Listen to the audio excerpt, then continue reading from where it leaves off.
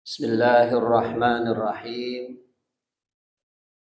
Assalamualaikum warahmatullahi wabarakatuh.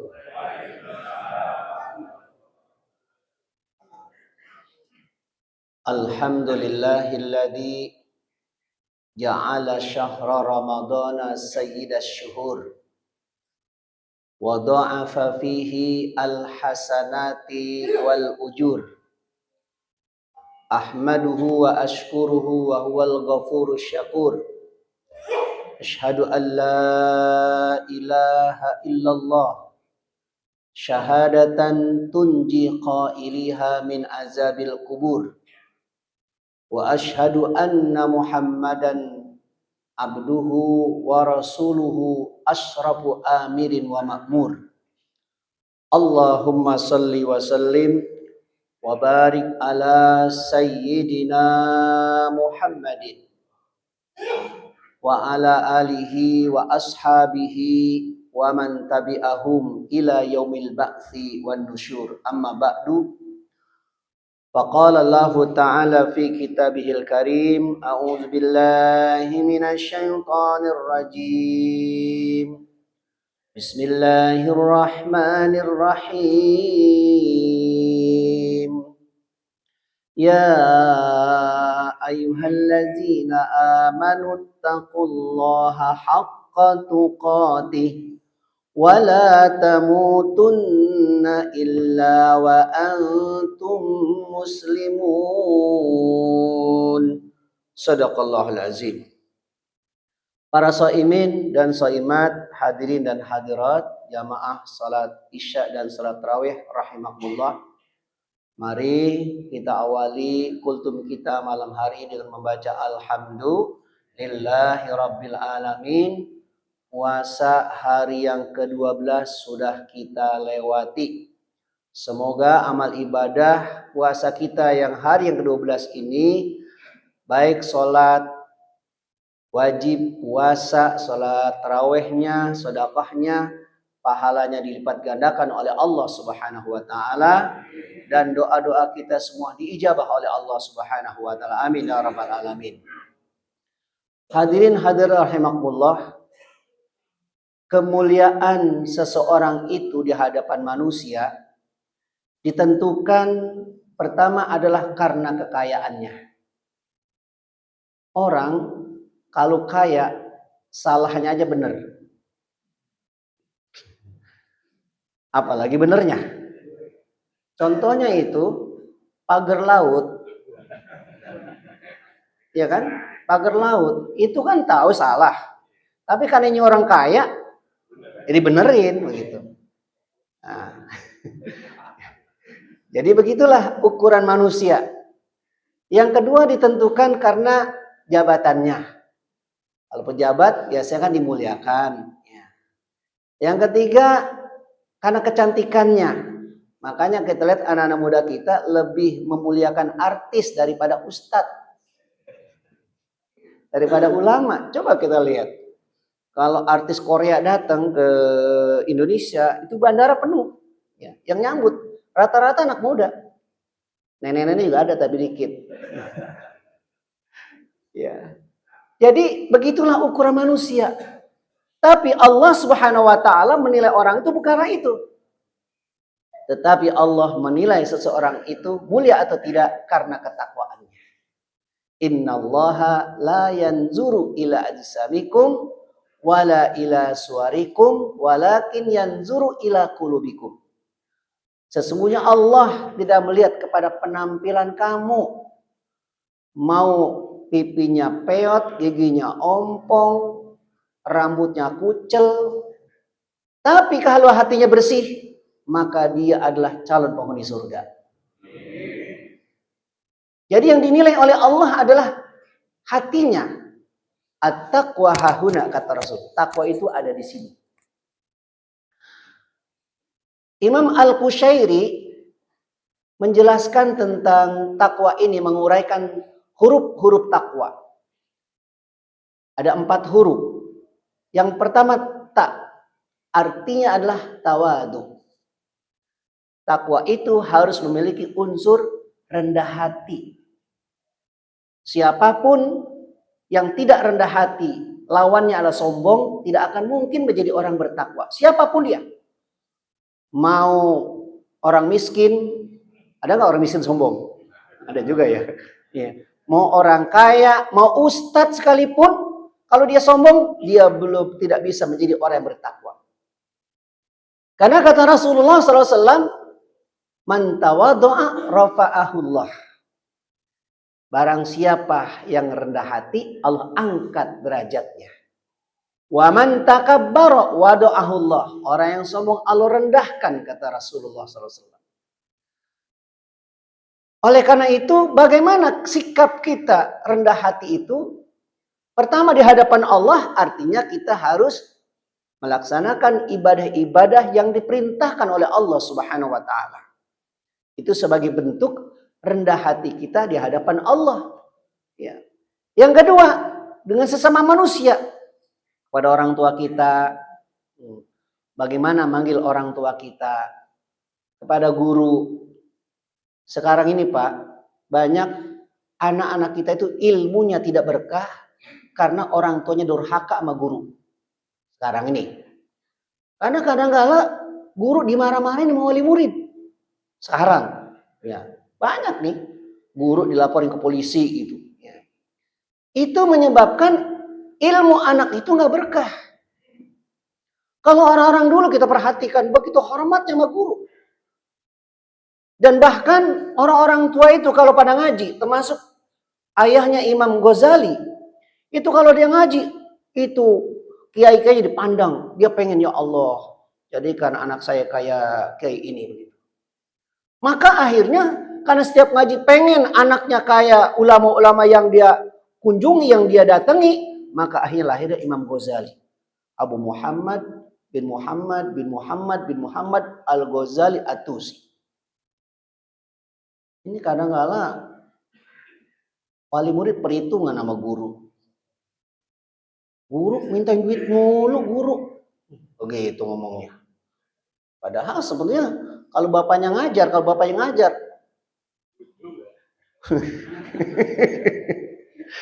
amburadul juga. Nah, berapa sih gaji guru sekarang? Gaji guru itu paling guru madrasah apa guru TPA? Berapa guru TPA di sini? Ini berapa guru TPA? 300.000. Ya ilaha illallah. Quran 300.000. Jangan 300.000 lah guru TPA. Walaupun mungkin pakai per jam, berapa per jam gitu. Murah banget 300.000 Pak. Bapak mau ngajar 300.000? Pasti ogah kan? Pertama yang emang nggak bisa ngajarnya gitu. Murah lagi. Ya. Jadi rendah hati pada guru.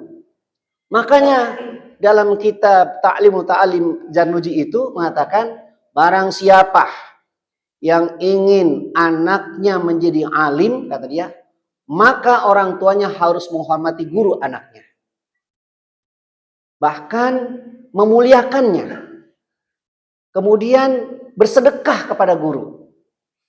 Kalaupun anak yang jadi orang lain, nggak jadi orang alim, pasti nanti cucunya akan jadi orang alim. Begitu Pak. Ini ulama ngajarin. Saya dulu waktu kecil, nyak saya, orang Betawi manggil nyak kan. Halo mau ke rumah kiai gitu, dititipin duit nih kasih ustadz ya. Kalau ustadznya kaya, guru saya kan kayak Haji Amin Sarbini ceger itu, pimpinan Jami Islamnya kan orang berada. Ya, saya disuruh sedekah. Ya, nggak apa-apa, karena itu adalah pendidikan kepada anak kita. Kita jangan pakai perhitungan sama guru mah, ya. Ya. Jangan pakai perhitungan sama guru mah, jangan enggak berkah ilmu anak kita nanti ya. Ya. Jadi tawadu. Yang kedua qanaah, takwa, qanaah. Qanaah ini artinya merasa cukup dengan apa yang diberikan oleh Allah. Kalau enggak qanaah, yang ada hasad dengki. Misalnya nih, pemilihan ketua DKM, Kuba misalnya. Oh yang jadi dia bukan saya. Emang bagusan saya? Emang bagusan siapa dia sama saya begitu? Dia nggak rela. Kalau nggak rela itu namanya nggak nerima keputusan Allah. Nah. Apa emang ada yang begitu? Iya, pokoknya kalau apa yang ditentukan kayak presiden, capres, nah udah itu ketentuan Allah. Ngapain pakai mesin jelek-jelekin baik pada? Udah selesai urusan itu mah. Kenapa? Kalau kita nggak rela berarti seakan-akan kita mengatakan Allah tuh bodoh. Allah tuh salah, kenapa dia yang jadi? Kan begitu. Padahal ini adalah takdir, ketentuan dari Allah Subhanahu wa taala. Maka kita harus siap menerima keputusan Allah. Kalau kita nggak qanaah, warung sama warung ada dengki terus kan? Ya. Ustadz sama ustadz sama. Ya. Karena sifat hasad ini nggak ada yang bisa selamat. Nggak ada orang yang bisa selamat dari sifat hasad. Apa itu hasad? Hasad itu dia kalau melihat ada orang dapat nikmat, pengen nikmat yang ada pada orang itu hilang atau pindah kepada dirinya. Itu begitu. Dia kok jadi RT? Kelatan aja nggak pernah jadi RT. Yang milih emang siapa? Kan yang milih rakyat juga, masyarakat juga kan? Ya kalau dijadiin ya udah, terima. Begitu pula rizki yang Allah berikan kepada kita harus kita terima dengan sifat qanaah. Maka orang yang bertakwa itu punya sifat qanaah. Kalau dia punya qanaah, insyirahus sadr, dadanya lapang. Nah, ada masalah apa hidup ini? Ya. Kalau misalnya pengen jadi kuda DKM, ya nanti tunggu 5 tahun lagi kan? 5 tahun ya, milih. 5 tahun lagi. Begitu kira-kira begitu ya. Oke. Tunggu aja gitu kan. Mungkin dari sekarang sudah melakukan pendekatan gitu kan ya. Yang mau kira-kira milih dikasih sembako, mau otomatis. Ya namanya usaha. Nah, kemudian yang ketiga adalah warok. Warok ini artinya menghindari dari perkara-perkara yang syubhat, apalagi yang haram. Yang syubhat saja dijauhkan, apalagi yang haram. Wa man ittaqa syubhat faqad ista'rada lidini. Barang siapa yang menghindari perkara-perkara syubhat, faqad istabra'a lidini, maka dia berarti menjaga kesucian agamanya. Itu yang syubhat. Syubhat aja nggak boleh, apalagi yang haram. Ya. Apa tujuannya? Biar supaya menjaga kebersihan. Kalau hati kita ini nggak bersih, apa yang kita makan tidak bersih, ini bukan hanya pada diri kita pengaruhnya. Pengaruh diri kita malas ibadah. Anak kita itu kadang-kadang susah diatur. Kenapa? Karena bisa jadi yang kita berikan ini adalah harta-harta yang tidak halal. Jadi anak kita kadang bandel banget. Mohon maaf ya anak bandel ya, bukan berarti ini ya. Ya, banyak faktor. Tapi di antaranya itu, Pak. Di antaranya itu. Maka kita harus banyak introspeksi. Jangan kalau anak bandel, anak mau disalahin. Bisa jadi salahin orang tua. Ya. Yang ketiga yakin. Ya, keyakinan. Ya. Kita ini hidup di dunia ini adalah sedang bertransaksi dengan Allah Subhanahu wa taala, berjual beli kepada Allah. Ya. Ya allazina amanu hal adullukum ala tijaratin tunjikum min azabin alim. Bagaimana kita bertransaksinya? Tu'minuna billah wa tujahiduna fi sabilillah. Beriman kepada Allah. Wa tujahiduna fi sabilillah, dan berjihad di jalan Allah. Jihad itu artinya dengan apa saja yang kita miliki, kita korbankan, kita perjuangkan demi mulianya agama Allah Subhanahu wa taala. 15 menit ya, kita kira. Nah, maka Ramadan ini agenda-agendanya pada hakikatnya ngajak kita dan ngajak masyarakat untuk menjadi orang-orang yang bertakwa. Maka minimal ada 3 hal yang harus khatam nih, 3 hal. Pertama, puasa. Puasa harus khatam. Ya. Kan kita lihat sekarang di jalan-jalan orang udah banyak kagak puasa. Emang masalah kenapa udah pada kagak puasa? Badannya sehat banget juga. Orang yang kerja keras aja pada puasa. Sekarang anak kecil, anak TK udah pada kuat puasa. Kita mah zaman dulu puasa udah pada gede-gede kan? Ini yang model-model begini kayaknya. Puasa udah pada gede-gede. Anak-anak sekarang TK aja udah pada puasa. Subhanallah, luar biasa. Saya mikir, dulu kita waktu puasa umur berapa tahun ya? Kayaknya udah tua, udah gede baru pada puasa. Ya. Itu pun kadang-kala pergi kemana-mana, orang tua nggak tahu, kita berbuka puasa, pulang pura-pura lemes. Itu saya dulu pernah. Ya, Masya Allah. Sekarang anak-anak kita kecil-kecil udah pada puasa, TK udah puasa sekarang, subhanallah, luar biasa. Ya. Jadi kita harus hatam nih puasa. Ya. Kalau ibu-ibu lain ada masalah. Kalau kita mah, kalau yang namanya puasa harus kita jaga hatam. Kita kadang-kadang malu. Ada orang-orang di jalan udah nggak malu-malu lagi tuh. Kita yang lihat malu bukan dia. Ya. Warung-warung juga pada malu. Karena pakai pada keredong juga kan. Malu juga dia juga. Iya. Kita malu ngeliat orang yang tidak berpuasa. Nah, itu yang pertama harus hatam, puasa. Yang kedua, taraweh. Taraweh harus hatam. Ini kan udah banyak pada nggak taraweh. Padahal di rumah juga nggak ngapain. Bini juga udah tua. Emang di rumah pada ngapain coba? Ada masalah apa sama taraweh udah kagak mau? Padahal taraweh itu hanya ada di bulan Ramadan. Di luar Ramadan nggak ada. Pada kata Rasul, man taqarraba bi khaslat minal khair kaman adda faridatan fi masiwa. Wa man adda faridatan kaman ada sab'ina faridah fi masiwa. Melaksanakan amal sunnah, pahalanya seperti amal ibadah wajib di luar Ramadan. Ibadah wajib yang kita lakukan sama dengan melakukan 70 kali sholat, 70 kali ibadah wajib di luar Ramadan. Sholat Isya yang kita sekarang ini, yang kita lakukan malam ini, itu sama dengan kita melaksanakan 70 kali sholat Isya di luar Ramadan. Coba. Makanya rugi. Emang ada apa ini sama taraweh? Udah pada nggak datang lagi ke taraweh.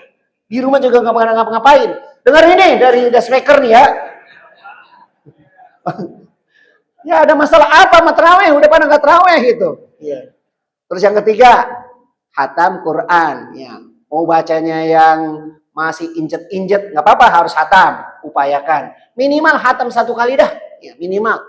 Kalau yang lancar sih 2 kali lebih bagus, 3 kali bagus. Yang penting minimal 1 kali hatam. Ya. Kenapa? Quran ini adalah bulan Ramadan ini syahrul Quran. Ya. Bulan diturunkannya Al-Quran. Membaca Al-Quran di bulan Ramadan itu beda pahalanya dengan kita membaca di luar Ramadan. Maka ini semua agenda-agenda ini termasuk memberikan iftar. Kalau orang satu hari memberikan iftar untuk misalnya 36 orang, setiap hari dia berikan begitu, itu seakan-akan dia puasa terus menerus. Karena 1 kali kalau dia berpuasa lalu memberikan orang makan berpuasa, berarti dapat 2. Lah kalau dia berikan ada 36 tambah 1, 37 jadinya itu puasa. 37 seakan-akan 37 hari dia puasa.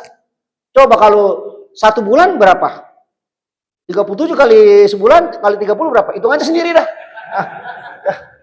Artinya itu dilipat gandakan oleh Allah Subhanahu wa taala. Ya. Jadi jangan sampai momen-momen ini kita lalaikan. Kita perlu semangat dan terus menjaga keistiqomahan kita dalam beribadah. Semoga ini ibadah Ramadan yang terbaik dalam hidup kita dan semoga seluruh rangkaian amal ibadah kita diterima oleh Allah Subhanahu wa taala. Wallahu muwaffiq ila aqwamit thoriq. Assalamualaikum warahmatullahi wabarakatuh.